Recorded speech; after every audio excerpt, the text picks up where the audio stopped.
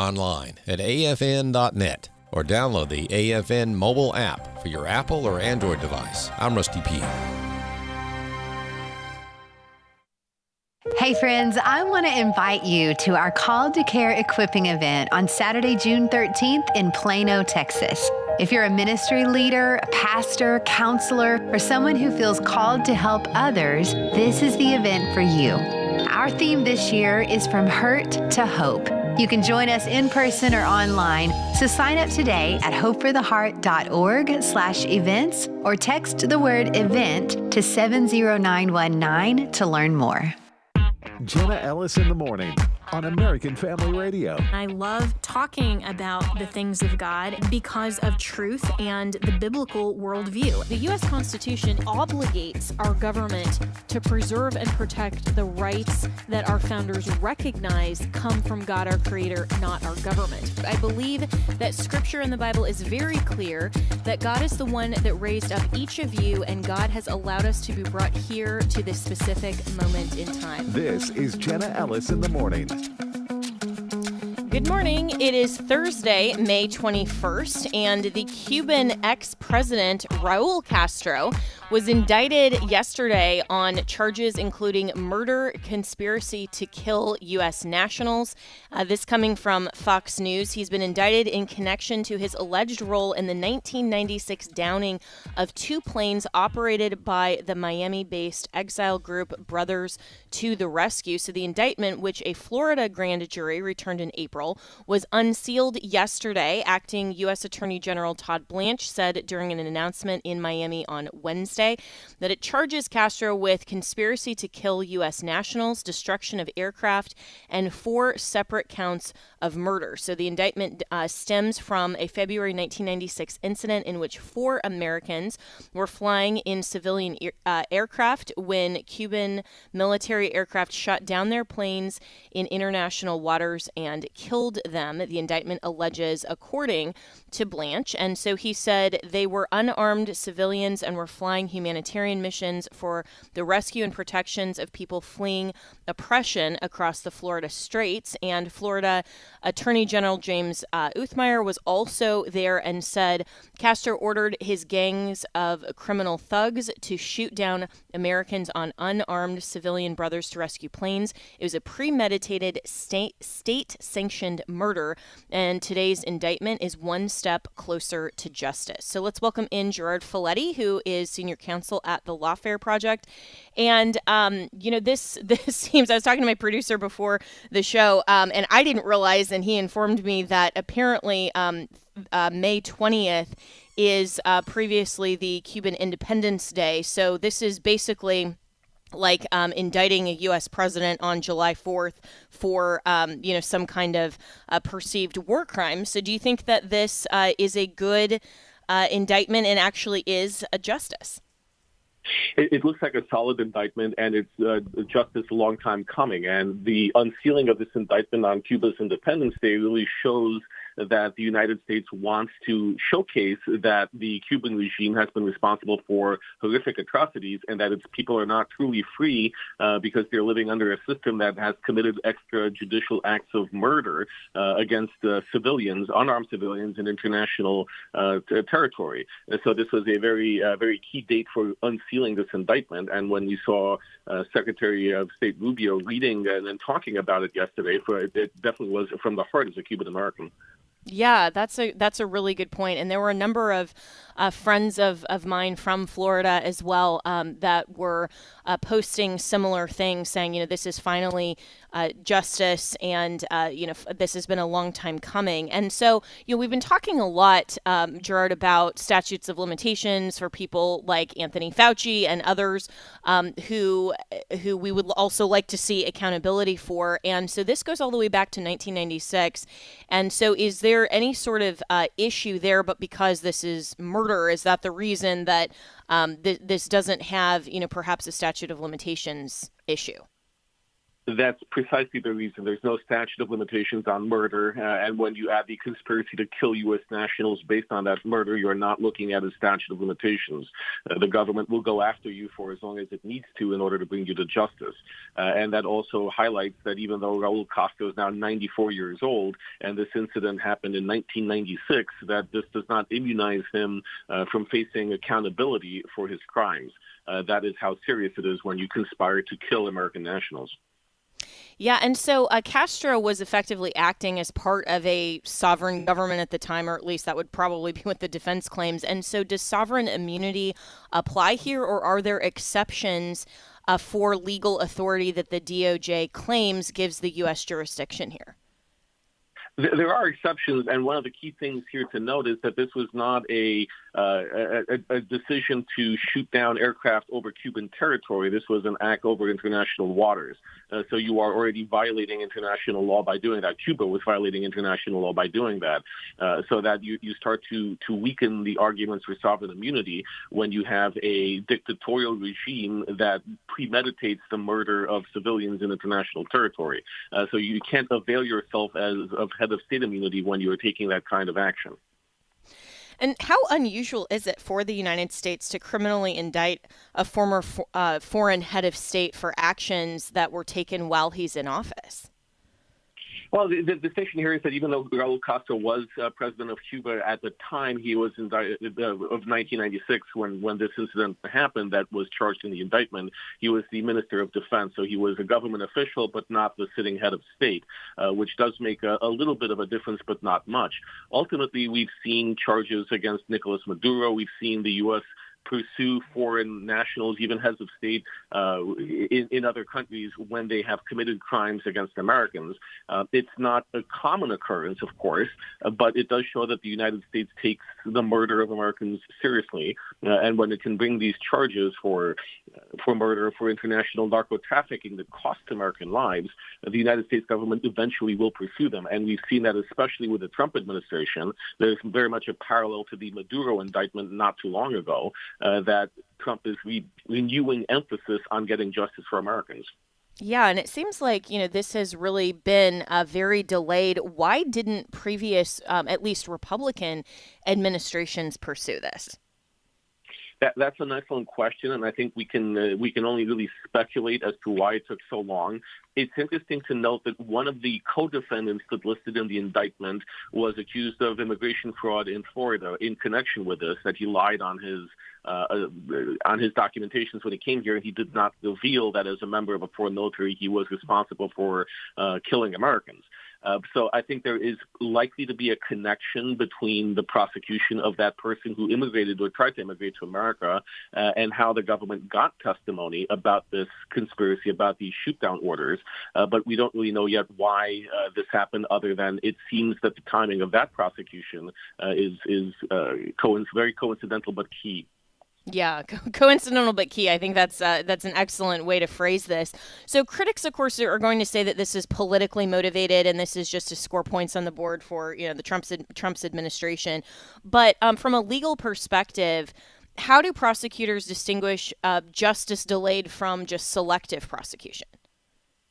Well, the issue ultimately is whether there is merit to the underlying indictment, to what's being charged. And we're not here talking about a crime of dishonesty. We're not here talking about something that recollections may vary over what happened 30 years ago. We're talking about the premeditated, cold-blooded murder of American citizens. And that is something that every government, no matter who's in power, no matter whose administration it is, Republican, Democrat, or something in between, we have an interest in bringing to justice those who kill our citizens. So I think while you will, of course, see the argument that this is somehow political, that President Trump might be using this as a negotiating tool with Cuba or as a threat of military action, ultimately this comes down to what the charges are. And the charges are not political. The charges are murder. Yeah, and that's an important distinction, absolutely, that, this isn't something that is just purely symbolic. It doesn't it doesn't smack of political retribution. I mean, this is just something that is very straightforward and something that should be prosecuted. Murder should be prosecuted. And so in practicality, in terms of actually pursuing this, could the U.S. realistically extradite or arrest Castro like we saw with Maduro? I think we have less of a likelihood of seeing that. First, there's no extradition treaty with Cuba, so they will not relinquish him voluntarily. I very much doubt that he intends to fly to Miami to sit for a trial. So the other option is seeing how we could get him before a court, and that usually means some kind of military or drug enforcement agency. They're very good at this, making an arrest internationally. And the problem there, though, is that unlike with Maduro, we're talking about a 94-year-old who is in much frailer condition. And while I think most people agree that the U.S. military could certainly go in and take him into custody, I think his age might raise some humanitarian issues, because the last thing we want are the optics of something bad happening during an attempted capture. So at the end of the day, I think that we unfortunately have to wait longer for justice in this case, perhaps for a government change in Cuba to hand him over voluntarily. But until that happens, I don't think that we'll see a Maduro-style capture here. Yeah, and could the United States proceed with any sort of of trial or any other sort of fact finding if they don't have him present? I mean, is this something that just symbolically they want some kind of verdict here, even if ultimately they don't have the process that would get him here before ultimately? I mean, as you mentioned, he's very, very old. Well, we tend not to do show trials in the United States. I mean, I think there are cases where we have a defendant but no victim or no body, but we very rarely, I think, we don't do the prosecutions of people who are not physically present and able to defend themselves. So ultimately, I think maybe you will have some kind of a mock trial by the victims by Cuban dissidents and victims of the regime, but those will be purely symbolic. I think ultimately, unfortunately, we need to wait a little longer for Castro to actually be in custody so he could be brought into a courtroom and face justice. And I'm speaking with Gerard Folletti, who's the senior counsel of the Lawfare Project. And more broadly speaking, could this create diplomatic complications with Cuba, or is this something that even allied countries will see as a valid exercise toward the interests of justice? I think most nations appreciate the fact that when you have your citizens being murdered, you have an obligation to act and try to bring their killers to justice. So I don't see this as causing any sort of diplomatic rift with America's allies or even our adversaries, to be blunt. But at the end of the day, it does come down to our relationship with Cuba is non-existent. They are and have been a threat to our national security for many years now. They are a dictatorial communist regime that has destroyed the lives of its citizens.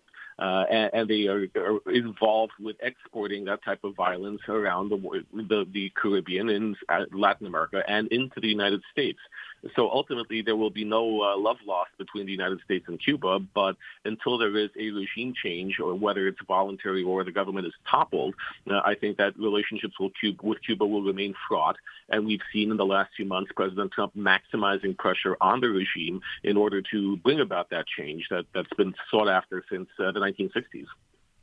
Yeah, and and also broadly speaking, do you think that the United States is expanding the idea that foreign leaders, whether they're the sitting heads of state or they were acting in a lesser official capacity, like Castro was at the time of this offense, that they can personally face criminal liability in American courts for actions harming Americans, and we're expanding that precedent? But then the flip side of that is suggesting that then our heads of state and leaders could face criminal liability in foreign courts.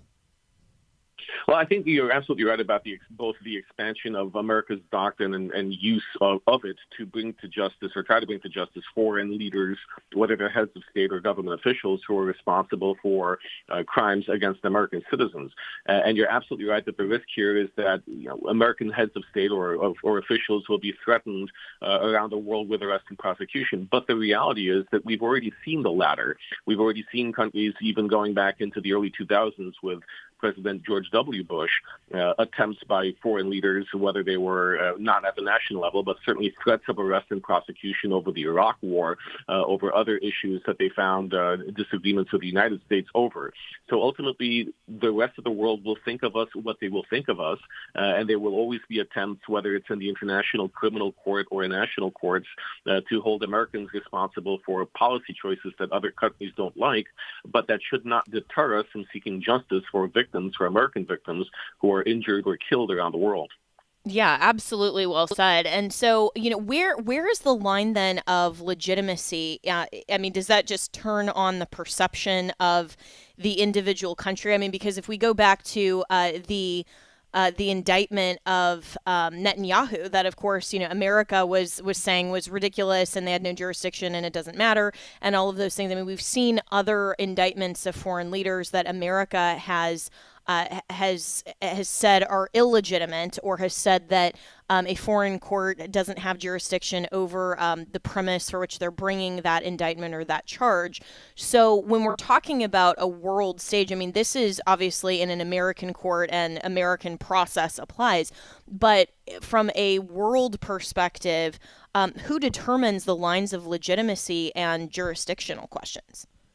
Well, the thing about international law is that, leaving aside treaties between countries where you agree to certain things, international law is pretty much whatever you diplomatically want it to be.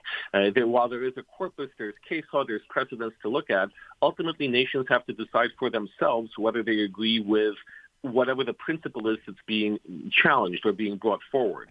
So if the United States looks at charges against an ally or even against us that are sought internationally, and we don't agree that they have merit because those cases are politicized or those courts that are trying to bring them don't have a competent jurisdiction, then we will look at those as illegitimate cases.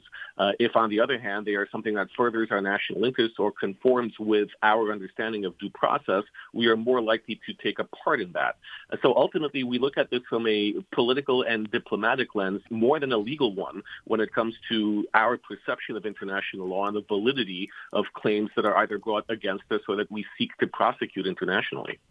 Yeah, and it's so fascinating as well. And when we're talking about the power of treaty making, I mean, that from a constitutional perspective, that's a huge concern, of course, not just in terms of it being kind of whatever we want diplomatically it to be, as you mentioned, but also that some treaties and those ratifications hold the same force of law under our Constitution as the Constitution itself. And so, that's been a huge question in international law that, we've been concerned as kind of the legal philosophers and practicing lawyers, but overall have been concerned that there aren't treaties that the United States ratifies, like, for example, the UN Convention on Rights of the Child, that would undermine parentage.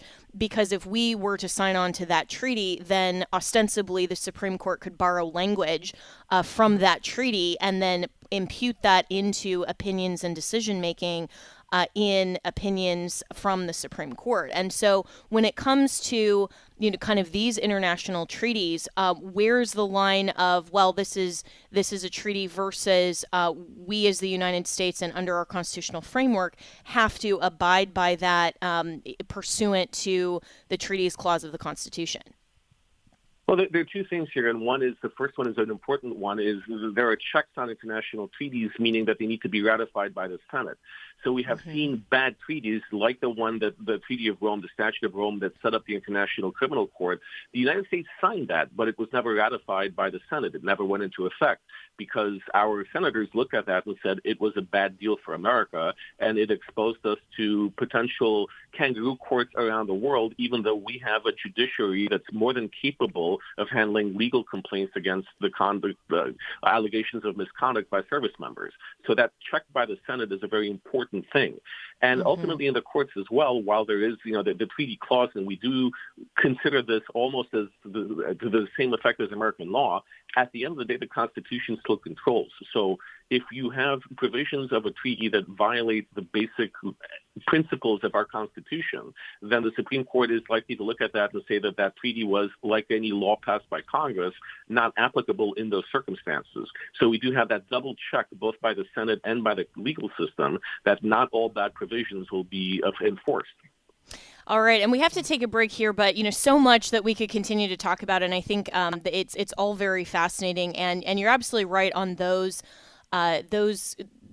checks and balances as well, that the treaties carry basically the same weight as federal statutes, so they can be denied and they can be overturned by the courts if they are seen as conflicting fundamental constitutional guarantees, and there are constitutional limitations. So that is a good thing. And then also, as you mentioned, the Senate having to ratify those. So the president does have the authority to negotiate, draft, and sign international agreements. But where the Senate doesn't formally ratify treaties, that's a separate issue. So a lot going on, and a lot that I think just legally is very fascinating here. So always good to have Gerard Folletti on. You can follow him on X, and we will be right back with more.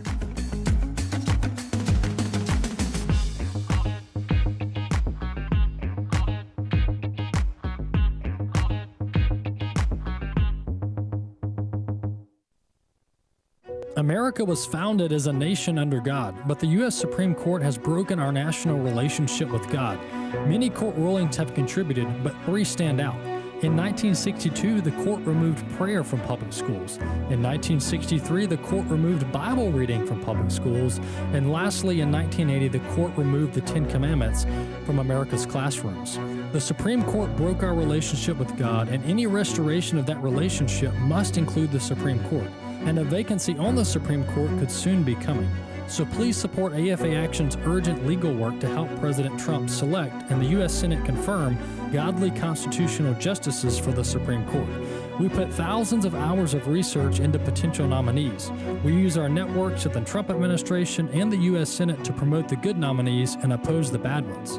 AFA Action needs the resources of supporters like you to help maximize our efforts. So please visit afaaction.net to learn more and donate today. This is Walker Wildman with AFR, and we're sending Bibles. Here's Michael with Bible League International. The Zulika refugee camp in Malawi, Africa is a place of total chaos. There's 60,000 women, men, and children packed into this camp designed only for 10,000. There's poor sanitation, violence among people groups that hate each other, even murders. But enter the hope of the gospel, where 50 Bible studies have led to 1,000 people coming to Christ in recent months, and there's a sense of calmness and order coming to that camp. One of those new believers, Miriam, is a young widow praying for a Bible to lead her children to know and love Jesus. These are women whose husbands had been killed and really feeling completely hopeless. We're behind in our goal to send 5,000 Bibles by May 31st. Would you give today? $5 sends 1 Bible. Yes, that's $5 for 1 Bible. $100 sends 20, and $500 sends 100 Bibles. Give generously at 800-YES-WORD, 800-YES-WORD, or visit sendbiblesnow.org. Sendbiblesnow.org. Hello, Americans. I'm Todd Starnes. Stand by for news and commentary next. From Drake Middle School in Jefferson County, Colorado, comes an unusual story. A 7th grade girl was banned from delivering a poem during a poetry slam assignment. The teacher said her submission was offensive and might make kids feel unsafe.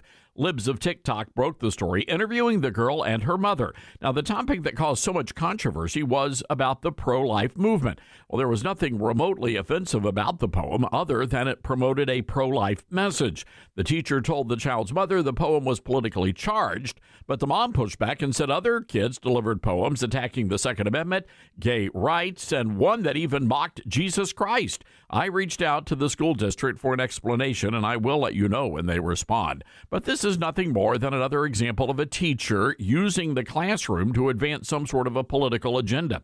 And you can watch her recite that poem at toddstarnes.com. Welcome back to Jenna Ellis in the Morning on American Family Radio.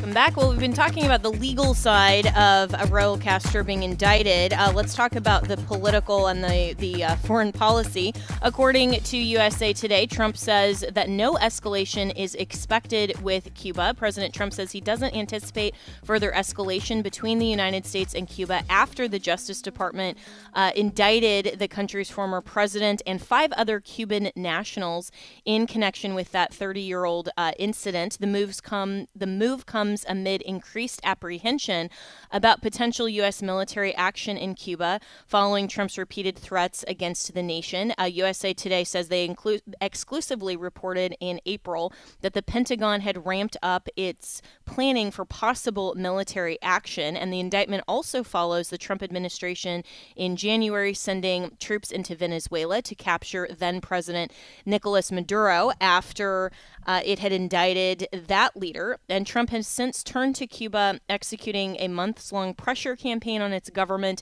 and the island's elites through an oil blockade and targeted sanctions in order to force a deal that could see economic conditions improve inside the country and political prisoners released. So for more on this, let's go to Scott Eulinger, who is a former intelligence agent. And where do you break all of this down? Well, I guess what we're seeing with Cuba is Trump is just slowly chipping away at that problem, and it's been quite effective. I mean, the regime is economically devastated because of Venezuela, and now the leadership is absolutely on the defensive with this latest indictment, and so. Plus the fact that the U.S. Navy has been down in the Caribbean now quite a lot with actually now I believe there's another carrier that's fairly close to Cuba. So I think it's a long time coming. People don't really realize how vicious actually Cuban intelligence was. Cuban intelligence is the most vicious of every intel service on the planet. Like targeting Americans, very, very bad stuff. They had a very bad reputation in the CIA where we knew what they were doing. And so I think it's appropriate. It's justice. I remember very well that shoot down 30 years ago and how, just awful it was that they would just do this and without a second thought. So this is a long time coming, and I think it's another way of showing also to countries like Russia and China, which basically are absolutely funding really the Cuban regime, that those days are over and the Don Road Doctrine is going to be enforced. Yeah. And so is this, do you see this from an intelligence perspective as actually a serious legal effort intended to likely lead to prosecution, or is this more of maybe an historical but also political declaration by the United States government, basically to say, hey, these days are over? I think it's a combination of both. I mean, I don't think that they would have, I'm not a lawyer like the last guest, but I think that they wouldn't have brought these charges out just for political theater. I think that, they intend on going to court and perhaps grabbing him and putting him on trial because it's appropriate, as is, the people who apparently like with there's 4 others who were involved in the plot, who obeyed the orders of Castro to kill these people. And so, it's justice. And so I'm happy to see it.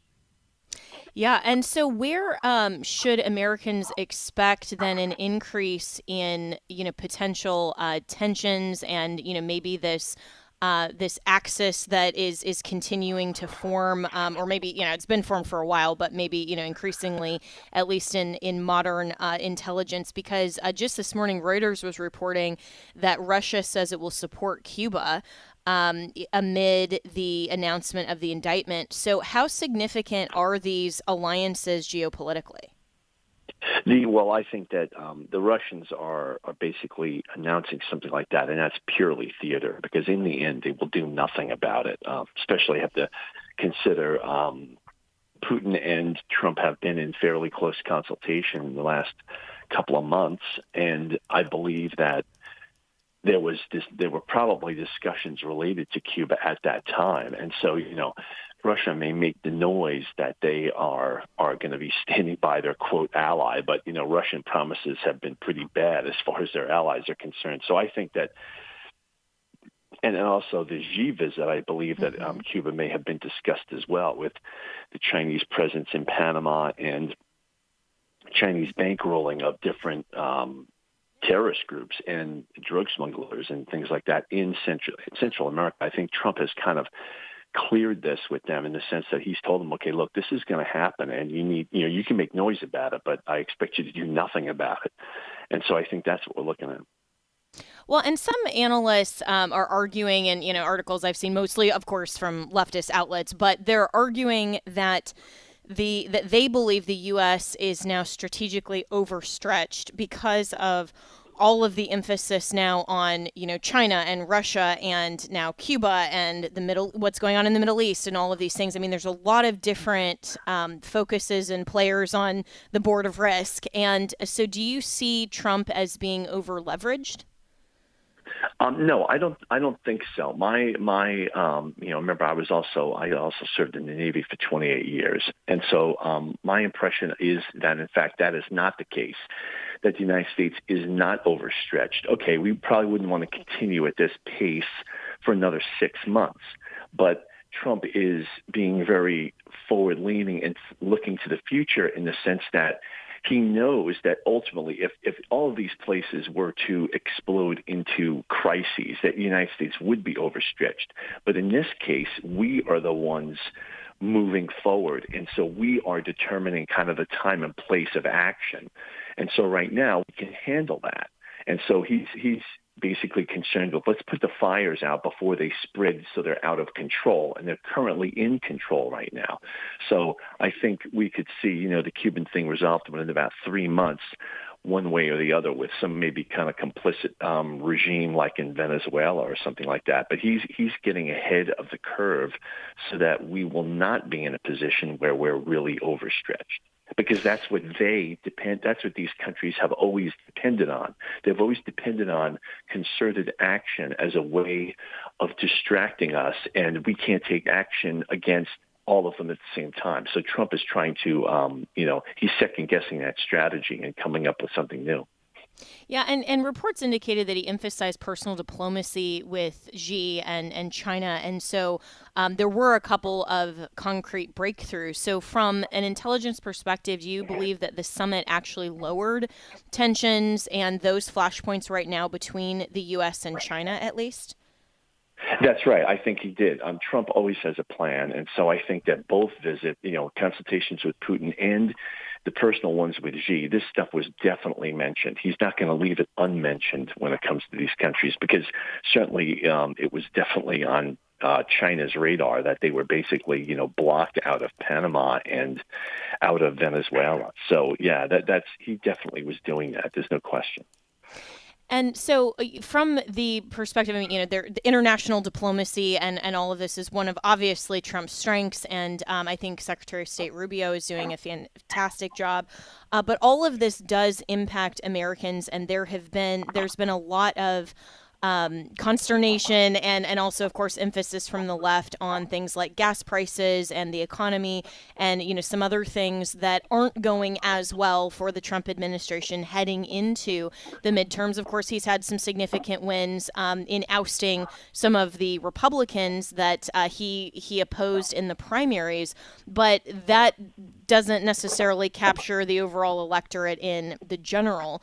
So where are we at with the impact on the domestic home front with all of the emphasis on foreign policy? Because, people at the end of the day do vote with their wallet.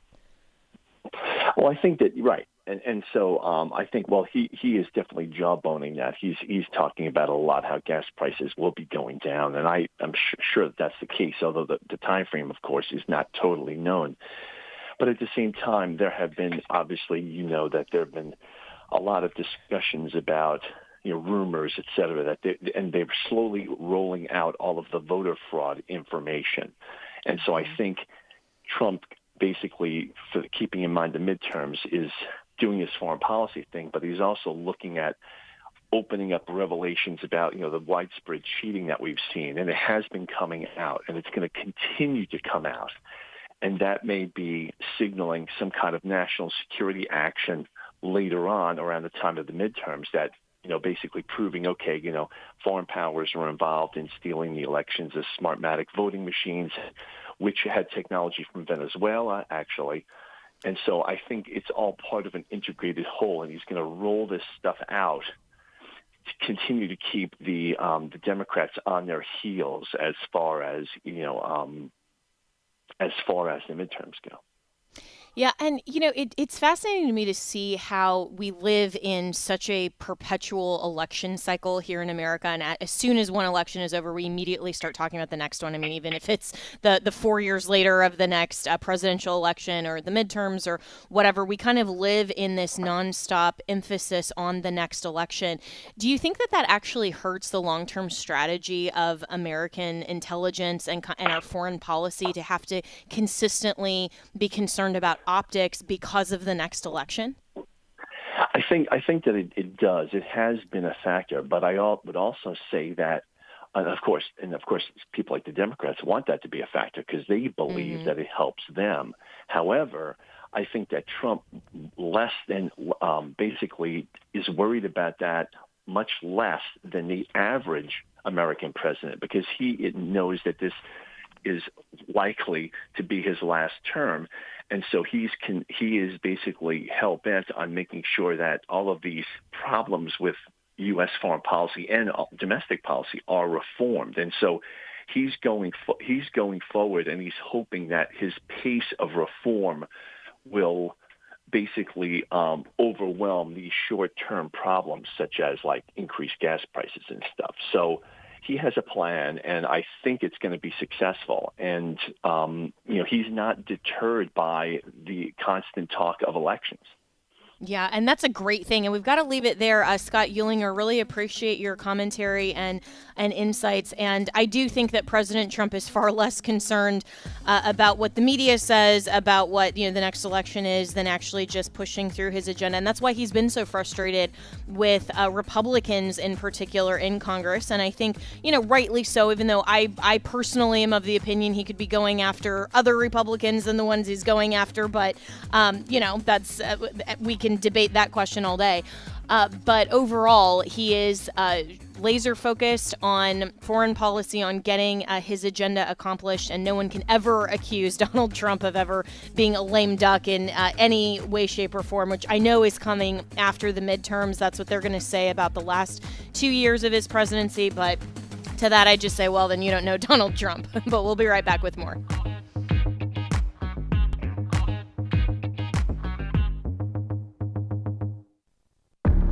The biblical principles our nation was founded upon are under attack. They're trying to change the whole course of our understanding about the way things are about our own country. Sandy Rios. They're trying to untether us from our Constitution and certainly from our God. Trust Sandy Rios to bring you unfiltered, insightful commentary from a Christian worldview. Find her podcast titled Sandy Rios 24/7 online at afr.net.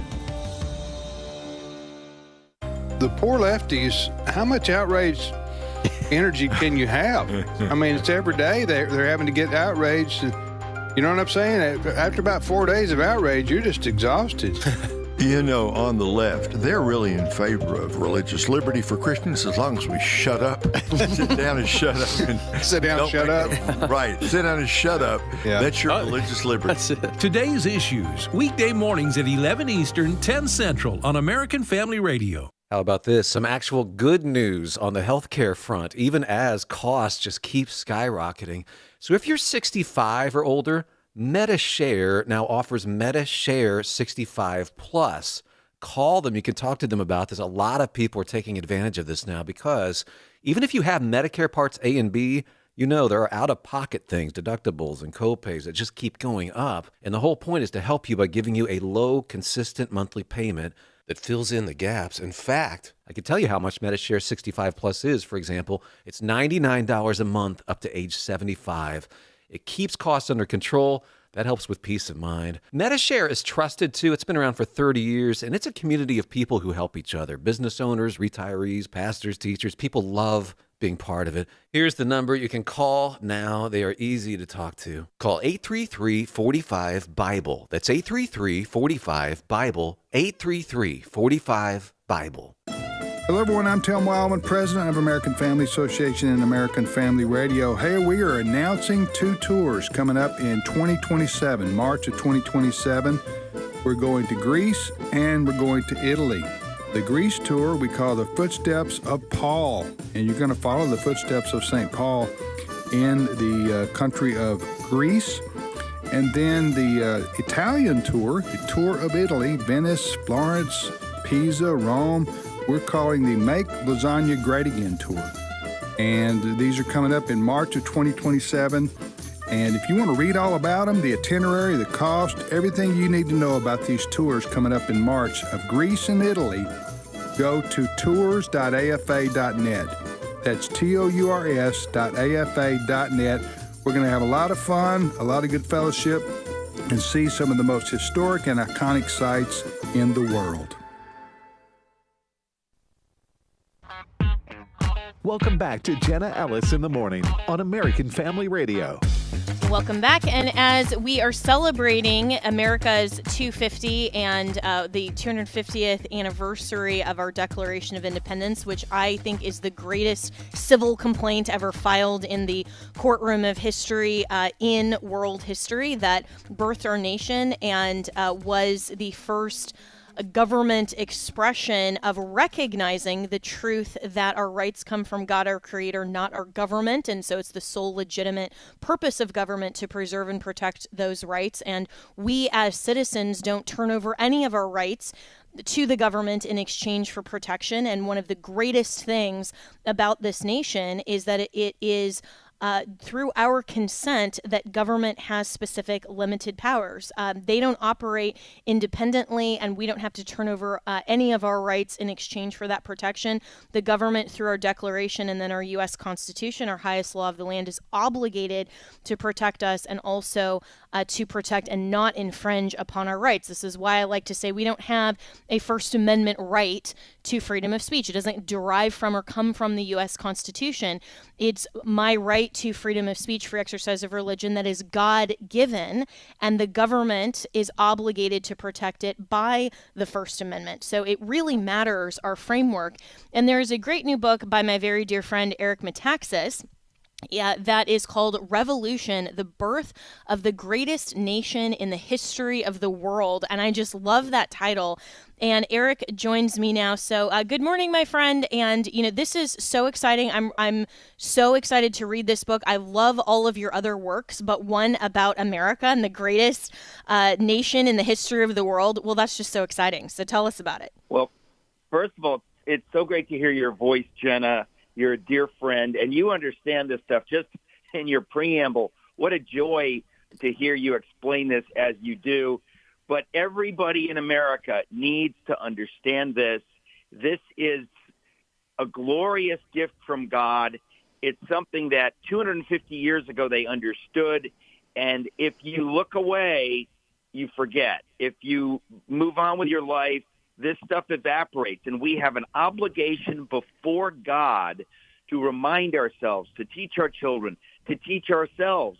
And in the course of writing this book, which you just mentioned, Revolution, I was amazed at how much I had forgotten, amazed at how much I'd never heard before, and amazed to think that without a nation of people understanding these basic ideas, and our stories and the heroes who lived and died to make this real, we can't be America. And so I feel in the 250th year, what I call the supercentennial year, this is our obligation as Americans to learn our story, to relearn our story, to remember our story. And it's the story of stories. My book, it's as big as the Bonhoeffer book. It's a 600-page book. Wow. And just yesterday, you can hear it in my voice, I finished reading the audiobook, 600 pages of this book.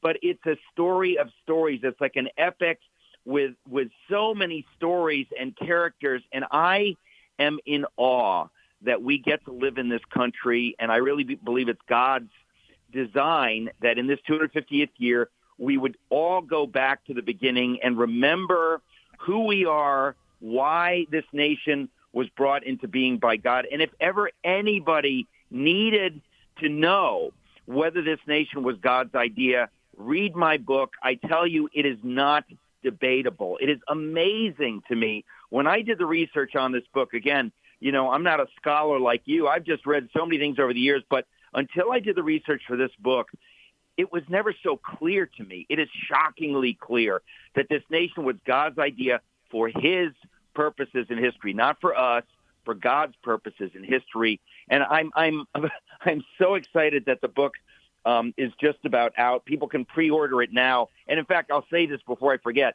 If people pre-order through my website, we will send you a PDF of the book immediately. In other words, even though the physical copy of the book won't come out until June 2nd, and it's a beautiful book with color photos, but if you want to read the book immediately, I say to people, please pre-order it. We've never been able to do this before. Just go to my website, arroganttaxes.com, and if you pre-order it through the website, you will get the book sent to you as a PDF, which is kind of a cool thing anyway, so you can read it wherever you are, on your screen, but you'll get the physical copy of the book. So I had to get that in.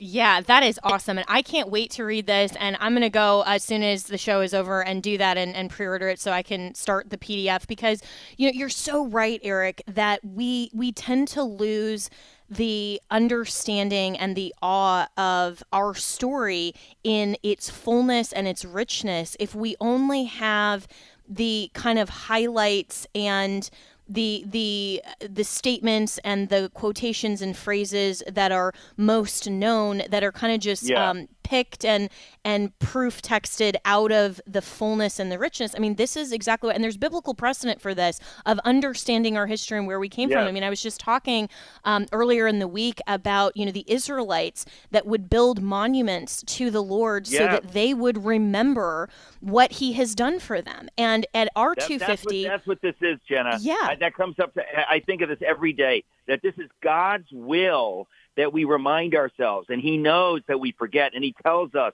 on this date, do this and make a memorial and read this. And the Lord tells us over and over and over again, because he knows our natural tendency is to drift away and to forget. And he tells us over and over, it's why we read the scriptures. It's why we go to church. If we don't do that, it just drifts out of our head, and we just, our default is not to know the right thing and do the right thing. We have to remind ourselves because we're fallen. And I do believe this 250th is this moment where I say to people, this is an assignment for you this summer.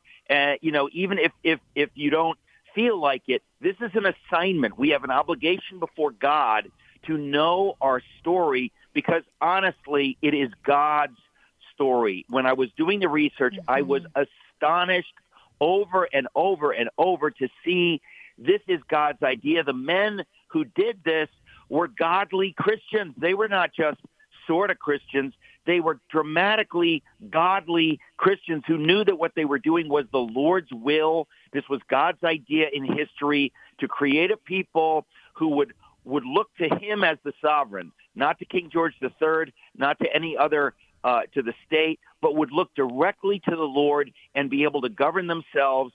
And you know this better than anybody. It's amazing. I was just reading just now the speech, and I quoted in my book, Samuel Adams, the great man of the revolution, the man who brought about the revolution. Samuel Adams gives a speech the day before they signed the Declaration of Independence. Actually, it's August 1st of 1776, the day before they all sign officially the document.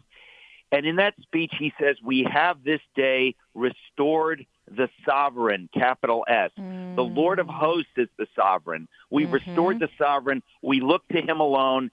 That is America. And anybody who tells you he comes from the French Enlightenment or whatever garbage, absolutely not. That is a lie. It is inescapably untrue.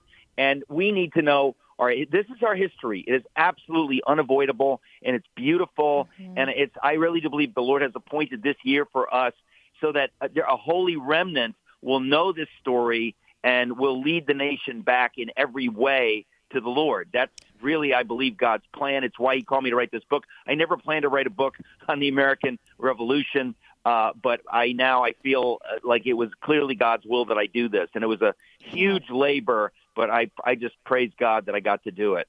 Amen. And you are the perfect person for this, Eric, because you are such a brilliant writer, and you love America as well, and our history and the rich theology. And you and I for years have been talking about returning to America's founding principles. And I love what you just mentioned there, that God is the sovereign of this country. It's not we the people. I mean, we the people are the ones that are endowed by God with our rights, and we are the recipients of government's protection in the legitimacy of the civil government. But we have to recognize it's not just a collective of a social contract where we the people can decide the measurable difference between right and wrong, good and evil. No, we are still under God's authority, and that's specifically what our founders recognized in that language of the Declaration of Independence, that they appealed not to we the people and the democracy collective. They appealed to the supreme judge of the universe for the rectitude or the moral uprightness of our intentions. And that that's our specifically battle right now is to get that news to the country, that it's not with we the people. The only way we can govern ourselves is because we allow ourselves to be governed by the Lord. That's the only way. The founders understood it. The men of the revolution understood this is what we're doing. We're going back to the Lord, back to the Sinai covenant, where we look directly to our sovereign, who is God. That cannot be forced. It is voluntary, but if we don't do it, we can't govern ourselves. And if you want an example of that, you look at the French Revolution. So it really is a teaching moment. I just believe God has ordained it for this year, for this summer, that the whole nation would understand this is our story. There's no way to get there from here except by turning to God. And again, that is our history. That's not Christian history. That's American history. It's real. It's true. You might not like it, but it's not avoidable. Well, and that's where we need to be telling, these Democrats in Congress, well, if you have all of these leftist, socialist, communist, Marxist ideas, well, that cannot be legislated in the United States because it's a violation of our U.S. Constitution. Why? Because it's a violation of God's law and the law of nature and of nature's God. I mean, we have to reclaim that, I think, Eric, the laws of nature, and say, this isn't just about what civil society prefers or what we decide, we want to ordain and establish in 2026 for our highest law. We have to go back and look at what the truth of the discoverable reality around us presents and what God has confined us to. And so if we truly understand this, how do you think that Christians would act differently in the civil square if we really understood what you and I are talking about here? Well, I mean, that's the whole thing, is that freedom comes with a price. You cannot be free unless you are devoted to living your life to preserve that freedom, to teach that freedom. If you just do nothing, it goes away. And so you want to be a slave? Well, then you don't have to do anything except what you're told. You want to be free? That's going to take some effort. And that's why I say I believe people have a duty to, I mean, look, I wrote a book, so I can say to people, just read my book. I think it's the most clear, readable, fun exposition of this stuff. But if you got some other way to do it, it doesn't matter how you do it, but you better do it. Because if you don't do it, if you don't put in the work, and again, what a joy to do. It's like brushing your teeth. You get to keep your teeth. It's like it's not work. It's for you that you're doing it. But the fact is, if you don't do it, you're going to lose it. And this is a time that we've got to do that. And I believe the church has to lead the way. And frankly, this is evangelism. When you do this, it leads people to God because they begin to see like, oh, I never understood that before. We can't have freedom without looking to God directly. That's what the founders were talking about. And all the lies, that, it's French Enlightenment, rationalism. Jefferson came up with this. These are lies. That is not true. This comes out of the Scripture. John Adams and Samuel Adams and many other figures who are in my book that maybe listeners right now wouldn't even know who they are, but who need to know who they are. These are the men who brought these ideas to the fore. It comes out of the Reformation. It comes out of Puritan theology that we've got to educate ourselves. We've got to read the Bible for ourselves. And out of that comes this idea that our rights come from God, and we want to have a government that acknowledges that our rights don't come from the king, don't come from Parliament, don't come from Congress or the president, come from God. And as you said, the First Amendment, it doesn't give us our rights. It secures the rights that are already ours from the moment we come into existence. And it's so vital that Americans understand this. And that's why I say unapologetically, everybody, you've got an assignment. You need to know this information. And when you know it, you will be happy. You will be thrilled that you understand it, because it's the only way we can go forward. The people of previous generations understood these things.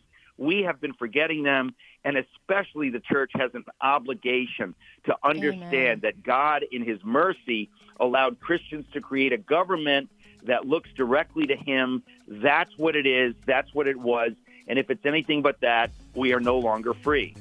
Amen. Amen, Eric. And I'm so glad that you did this. And, you know, I did the same thing when I was in law school and was saying, okay, I want to be able to advocate for the Christian worldview in government, but, you know, how do I address and answer these questions? I mean, I spent a couple of years, you know, researching and writing, and then ultimately wrote my first book about this. And you can't just take the easy way out and be, you know, maybe a very passionate patriot, but not actually understand and read all of these documents for yourself. And so I'm so glad that you wrote this book. It's Revolution, the birth of the greatest nation in the history of the world. Go to ericmetaxas.com and get your copy today. Be a well-informed patriot so you can advocate for the Christian worldview. And as always, you can reach me and my team, Jenna at afr.net. Thanks so much, Eric. Love you to pieces.